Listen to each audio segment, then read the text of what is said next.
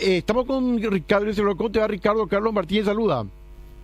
Buen día, Carlos Martini, a tu audiencia también. Decime, hay opiniones dispares, porque por un lado Gustavo Volpe de la UIP dice que los comerciantes y los industriales van a tender a absorber lo que hace al precio del combustible porque las ventas no están bien. Otros dicen no, que este aumento de los combustibles terminarán afectando a las ventas. ¿Cuál es, a tu modo de ver, lo que nos espera en estos últimos 3 meses del año? Resulta, Carlos Martini, que el dólar norteamericano está cada vez más fuerte, pero no por mérito de Trump precisamente, sino porque la banca central norteamericana está aumentando continuamente las tasas rectoras de interés para esa economía que es la más grande del mundo, ¿verdad? Y cuando eso es así, entonces a nivel mundial el dólar se fortalece y se mide ese fortalecimiento en comparación con las divisas que se cambian por el dólar. Por ejemplo, Argentina, desde luego, ya sabemos, devaluó como 50% en lo que va del año. Brasil devaluó como 20%.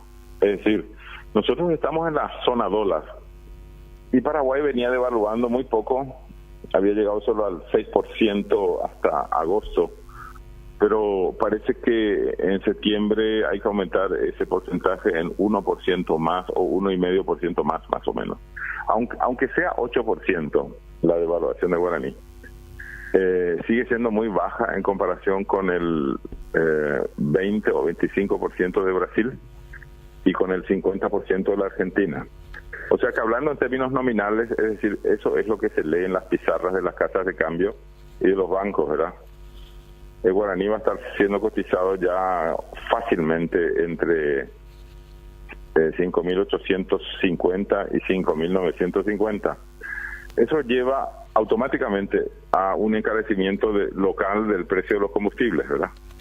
No porque el gobierno esté haciendo algo mal o los propietarios de los vehículos estén calculando mal nada, sino simplemente el dólar norteamericano en términos nominales también está más caro en Paraguay. Hay que decir de inmediato a la audiencia, menos mal que no está tan caro como en Brasil y como en Argentina, porque ahí sí sería un desastre aquí, ¿verdad?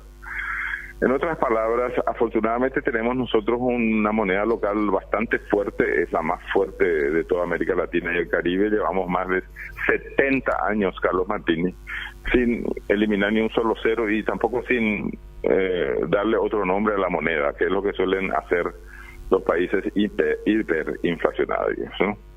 Entonces, dentro de ese contexto, y es importante saber que el panorama amplio no es favorable para mantener el precio nominal de los pasajes de los vehículos de transporte de pasajeros, ¿verdad?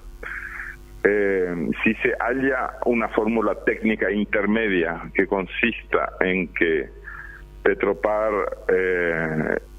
permita que el precio nominal de los diversos tipos de combustibles suba un poco, pero se vea la forma de que el precio del pasaje suba también un poco, pero menos todavía que el precio de los combustibles. Si se logra esa fórmula técnica, y se habla mucho de la devaluación externa de las monedas latinoamericanas y del fortalecimiento brutal del dólar norteamericano, y eso se va a entender mejor, Carlos Martini.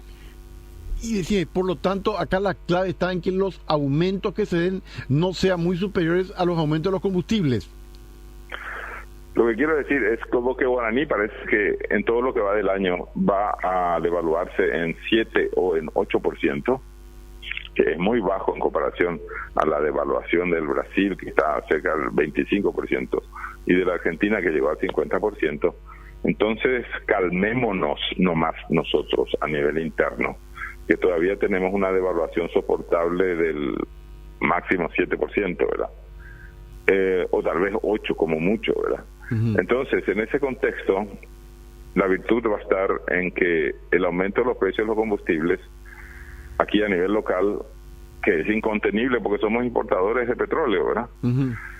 Y sea moderado nomás, que se vea la forma de racionalizar los costos en Petropar, por ejemplo, ¿no? Sobre todo a nivel de gastos públicos, ¿no? Y que los propietarios de los vehículos de transporte de pasajeros mantengan su pretensión de ajustar nominalmente el precio del pasaje, como mucho hasta el aumento dado al precio de los combustibles. Y si se consigue eso, es decir, si esa pulseada entre el gobierno y los propietarios de los vehículos de transporte termina en un acuerdo intermedio, eso va a ser muy saludable para el país. Entiendo. Y me pregunta una persona a través de internet, Ricardo, por lo que estás hablando, me dice, yo tengo ahorros en guaraníes. La pregunta ¿es conveniente que mantenga esto en guaraníes o paso al dólar? Me dice. Y depende, si sus ingresos son solamente en guaraníes, eso hay que saber, ¿verdad? Pero sus gastos son en dólares, espero que no sea eso, ¿verdad? Entonces, ese es un escenario diferente a aquel que gana guaraníes y gasta todo en guaraníes. Claro. Ese sería el segundo escenario. El tercer escenario es que la persona está ganando solamente guaraníes, pero está endeudada en dólares, que es lo que suele ocurrir, por ejemplo, comprando un coche. Sí. Todas aquellas personas, tanto físicas como jurídicas, que en Paraguay están endeudadas en dólares, incluyendo el gobierno nacional, debe haber la forma de realizar un intercambio de deuda en moneda, se llama eso. Estoy traduciendo del inglés, ¿verdad? Sí. Eso significa que si la deuda está en dólares, y negociar con el comerciante para que se pase eso a guaraníes, y que se vea que la cotización para el pase sea aceptable, ¿verdad? En otras palabras, no endeudarse en ese momento en dólares, y si uno tiene deudas atrasadas en dólares, y procurar ir pagándolas rápidamente, porque los pronósticos que hacemos a nivel mundial es que la tasa rectora de interés, que es la que dispara el aumento del dólar en los Estados Unidos, va a seguir aumentando porque la economía está robusteciéndose, entonces tienen que frenar el crecimiento económico dentro de los Estados Unidos, y eso se hace a través de un aumento de las tasas rectoras de interés, ¿verdad? Eso va a seguir así, y por lo tanto hay que ajustarse para que las cosas no empeoren todavía. Y hay una variable importante que estaba entre líneas de lo que estaba diciendo, y que hay que aprovechar ahora que estamos finalizando la entrevista para poner todo el énfasis posible en lo siguiente. Los precios del crudo del petróleo están llegando a precios superiores a los del año 2014. Eso significa que otro factor de encarecimiento, en todo sentido, es el aumento casi incontenible de los precios nominales del petróleo. O sea que dentro de esas coordenadas, por un lado el fortalecimiento del dólar y por otro lado el encarecimiento del petróleo, y todo apunta a que es mejor no endeudarse en dólares y que las deudas de antes vayamos pagándolas rápidamente en guaraníes. Entiendo. Y al respecto, justamente, otro oyente escuchándote, y que por lo visto esta persona lo que tiene es guaraní, a ver si entiendo lo que pregunta. ¿Es conveniente o no comprar dólares ahora? Me dice este oyente. Eso es timba, ya Carlos Martínez, y ese oyente debería saber que cuanto más alto es el riesgo, más grande es la ganancia, y viceversa. Así que lo que se puede sugerir en una entrevista como esta es moderación en todo sentido, y sobre todo no pretender a través de Carlos Martínez y de Rodríguez Silvero de solucionar sus problemas vía radial. Claro, claro. Y queda lo último, te iba a preguntar, Ricardo, estamos ya en octubre prácticamente, octubre comienza el lunes. ¿Cómo ves vos las primeras medidas económicas del gabinete económico de Mario Abdo Benítez? Algunas de las medidas son muy buenas, otras son regulares nomás, y algunas otras son malas, Pero yo no quisiera reducir la cosa al ámbito solo económico, financiero y tributario, sino en términos más amplios, porque resulta que la economía pues está afectada también no solamente por los acontecimientos externos y por la fortaleza de la macroeconomía en Paraguay, sino también por la situación de la microeconomía, por un lado, Carlos Martínez. Eso quiere decir el almacén de Don Manolo, el empresario unipersonal que es Ña Eustaquia, por ejemplo, ¿sí? O por ejemplo los microemprendedores rurales, ¿sí?, que están sufriendo con los precios, pero aparte de eso también los que están vendiendo a los turistas. Estos vendedores de productos paraguayos, tanto formales como informales, a los turistas argentinos y brasileños pasó a la historia, Carlos Martínez. Desde que Brasil empezó a devaluar mucho y Argentina mucho más todavía, cada vez vienen menos turistas al Paraguay, tanto de Argentina como de Brasil. Y también las exportaciones de empresas localizadas en Paraguay a Brasil y Argentina sufrieron un freno moderado en el caso de Brasil y un trancazo en el caso de la Argentina. Todo eso influye en la configuración del escenario del flamante presidente, que tiene que ir tomando medidas, ¿no? Y voy a apuntar a las medidas que me parece que están siendo por lo menos bien encaminadas.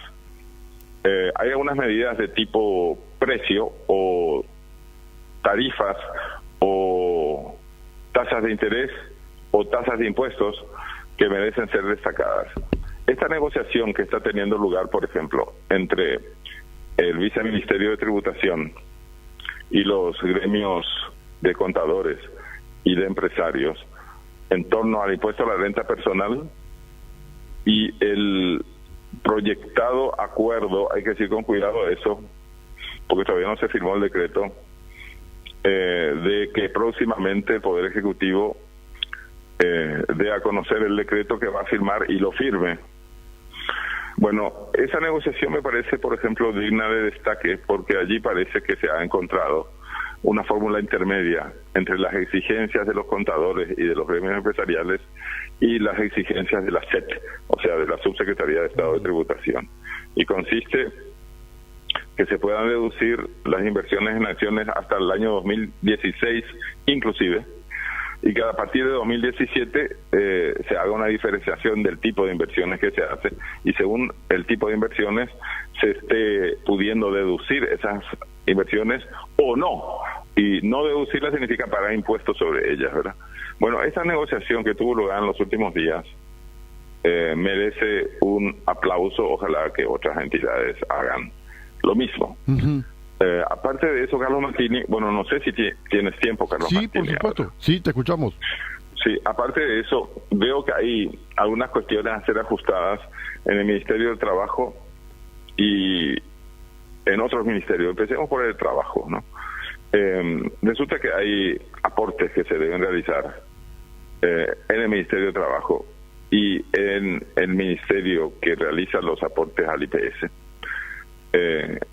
También en el Ministerio de Salud Pública y Bienestar Social. Hay atrasos en los aportes, ¿verdad? La multa que se va a cobrar por esos atrasos se estableció en valores nominales en normas firmadas hace muchos años ya, para el plazo de un mes. Y resulta que eso quieren hacerla valer ahora por un día. Y ese salto brusco de 25.000 guaraníes de multa por un mes para subir a 25.000 guaraníes de multa por un día, aunque el importe no cambie, como el plazo se reduce en 30 veces, porque es de la vigencia de un mes hasta ahora. Ahora va a reducirse a 24 horas y con razón las partes afectadas están solicitando a la autoridad correspondiente de que eso no se apruebe de esa forma, sino que se vea la forma de morigerar, es decir, de que el aumento que se realice por la pérdida de poder adquisitivo de las multas por los aportes establecidas en normas de años pasados, y se realice ciertamente un aumento, algo así como el que estábamos hablando sobre el precio del pasaje, Carlos Martínez, es decir, una fórmula intermedia que haga que todo el mundo pueda pagar. Bueno, yo veo que el gobierno está queriendo solucionar ese problema, eso también merece ser destacado. O sea, yo creo que la nueva época está asignada por esfuerzos visibles del Poder Ejecutivo de llegar a fórmulas intermedias en los diferendos que tiene ante los profesionales y ante los gremios empresariales. Eso me parece que es realmente sumamente positivo. Después hay que saber también que el Ministerio de Salud Pública y Bienestar Social está plagado de incertidumbre por informes que aparecen dentro del ministerio y que luego no pueden ser constatados. Por ejemplo, se ha hablado de toneladas de medicamentos de plazos vencidos, por ejemplo, y después se quiso ver los medicamentos de plazos vencidos y resulta que no los encontraban. Ese tipo de desentendimientos en el Ministerio de Salud Pública y Bienestar Social habla muy poco a favor de las nuevas autoridades allí. Pero aparte de eso, el Ministerio de Salud Pública y Bienestar Social está teniendo atrasos de todo tipo, hasta en el pago puntual del alquiler de los inmuebles que están siendo alquilados al Ministerio de Salud de parte del sector privado. Ese tipo de demoras vergonzosas, tanto en el aporte de los trabajadores al Instituto de Bienestar Social, de los trabajadores y de los empleadores, ¿verdad?, como el pago puntual de inmuebles tomados en alquiler por el Ministerio de Salud Pública. Ese tipo de cosas también tienen que ir solucionándose, y yo veo que hay una buena predisposición ahí en la más alta autoridad del Poder Ejecutivo, que parece que no llega todavía a nivel de ministros o de viceministros, en el caso del Ministerio de Trabajo y en el caso del ministerio relacionado con los aportes al IPS. Es decir, Carlos Martini, yo veo que hay buena voluntad en la parte superior del Poder Ejecutivo, y eso tiene que ir bajando a los niveles técnicos de decisión, y eso se ha experimentado ya en la Subsecretaría de Estado de Tributación, y eso todavía no estamos viendo de cara al Ministerio de Trabajo, pero parece que se va a venir. Tampoco estamos viendo una mejora en la comunicación del Ministerio de Salud Pública y Comunicación Social, y Bienestar Social. Carlos Martínez, ahí es como para decirles, pero pónganse por favor de acuerdo antes de hablar con los medios, ¿no? Es decir, bueno, y aparte de eso, Carlos Martini, hay también algunas noticias de orden personal que hay que destacar. Visto que en aduanas han removido nuevamente a un funcionario de aduanas que estuvo severamente criticado por irregularidades en el pasado cercano, lo habían nombrado nuevamente en un alto cargo. Parece que ahí el Poder Ejecutivo revió un error y ahora lo están despidiendo nuevamente. Es decir, hay que saber, Carlos Martínez, deberíamos ponernos todos en la piel del nuevo presidente de la República, tanto los oyentes como vos y como yo, para decir en voz alta que el que llega a la presidencia, aunque haya estado muy bien intencionado en la campaña electoral y también en el interregno entre las elecciones y la toma de posición el 15 de agosto, siempre llega inexperiente. Entonces, esa falta de experiencia en el manejo de las cosas públicas, y sobre todo cuando son cosas muy sensibles, debería ser tolerado por todos nosotros por un tiempo, pero no tampoco bajando la guardia. Cuidado, porque hay nombramientos que ha hecho el Poder Ejecutivo justamente en el más alto nivel de las entidades binacionales hidroeléctricas, y concretamente de Itaipú y de Yacyretá, que son medidas de personal, o sea, decisiones tomadas respecto a personal directivo en las entidades más poderosas del país, que deja mucha sospecha de que allí hay intereses electoralistas, intereses políticos partidarios e intereses de corrupción, para que esos más altos personajes en las entidades binacionales, que tienen presupuestos que son mayores al presupuesto general de la nación, pero de todo el país, ¿verdad? Muchísimo cuidado con eso. Eso, por ejemplo, me parece un error estratégico inconmensurable de parte del flamante presidente. No entiendo cómo es que sus asesores no le advirtieron de que eso sería realmente muy mal ejemplo, más aún ahora que Tomás, el que fue director ejecutivo de Yacyretá en Argentina, no solamente fue imputado, sino que ya fue apresado. Nada menos que ese interlocutor era Nicanor, y ahora Nicanor está otra vez en Yacyretá. Es decir, pero aparte de eso, Alderete no tiene el perfil para dirigir la entidad binacional más poderosa, no solamente del país o de Brasil, sino de toda la región.